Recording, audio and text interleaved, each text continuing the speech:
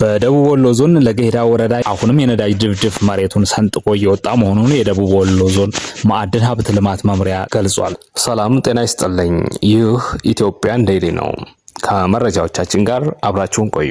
በደቡብ ወሎ ዞን ለገሂዳ ወረዳ የነዳጅ ክምችት በተፈጥሮ አስገዳጅነት ከከርሰ ምድር በላይ መውጣቱ ከጀመረ ከ7 ዓመታት በላይ ቢያስቆጥርም እስካሁን ጥቅም ላይ እንዲውል ባለመሰራቱ አሁንም የነዳጅ ድፍድፍ መሬቱን ሰንጥቆ እየወጣ መሆኑን የደቡብ ወሎ ዞን ማዕድን ሀብት ልማት መምሪያ ገልጿል። በመምሪያው የማዕድን ስራዎችና ፍቃድ አስተዳደር ቡድን መሪ የሆኑት አቶ ጀማል እንድሪስ ይህን የነዳጅ ክምችት አዋጭነት ተጠንቶ ጥቅም ላይ እንዲውል ለማድረግ በተደጋጋሚ ለማዕድን ሚኒስቴር ጥያቄ ሲያቀርቡ መቆየታቸውን ተናግረዋል።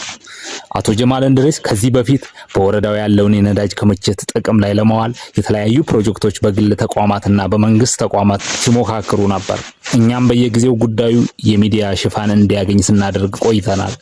እኛ ማድረግ የምንችለው ጥናት እንዲካሄድበት ግፊት ማድረግ ነው። በዚህም መሰረት በ2011 ዓ.ም ማዕድን ሚኒስቴር በጉዳዩ ላይ ውይይት አካሂዶ ነበር። በሰዓቱም ሀብቱ እንዳለ ከመሬት በላይ በምልክት ተጋልጦ እየታየ ስለሆነ ሀገራችንና የአካባቢውን ማህበረሰብ እንዲጠቅም ለማድረግ ጥናት እንዲካሄድ ጥያቄ አቅርበንላቸው ተቀብለውን ነበር። ጥናት ለማካሄድ እቅድ መያዙን ነግረውናል። ከዛ በኋላ ግን ምንም አይነት እንቅስቃሴ እየተደረገ አይደለም። እንደ ዞን አሁን ያለን ሀሳብ ጉዳዩ በተለያዩ ሚዲያዎች ሽፋን እንዲያገኝ ማድረግና ከላይ ያሉት የሚመለከታቸው አካላት ትኩረት ሰጥተው ጥናት እንዲያደርጉ ጫና ማሳደር ነው። እኛ አቅደን የማንሰራው ጉዳይ ስለሆነ ፍላጎትና ሀሳብ ነው ያለን።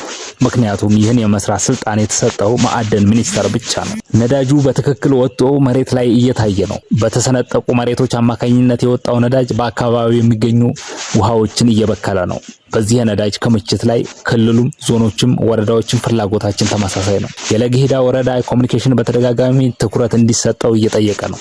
አመራሮችም በየጊዜው በተገኙበት መድረክ ሁሉ ስለ ጉዳዩ ሳያነሱ አያልፉም። ነገር ግን የሚመለከተው አካል ጥናት እናደርጋለን ብሎ ቃል ከመግባት የዘለለ ነገር አያደርግም። አሁንም ጥያቄውን እያቀረብን ነው። በመሆኑም አሁን ላይ በተሰነጠቀው መሬት ከላይ የሚፈሰውን ድፍድፍ የአካባቢው ማህበረሰብ በመውሰድ ለምሽት መብራትነት በኩራዝ በባህላዊ መንገድ እየተጠቀመበት ነው። ይህ ማዕድን ለሀገር ትልቅ ገቢ ቢሆንም ትኩረት ተሰጥቶት እየተሰራ ባለመሆኑ ነዳጅ እየባከነ ነው።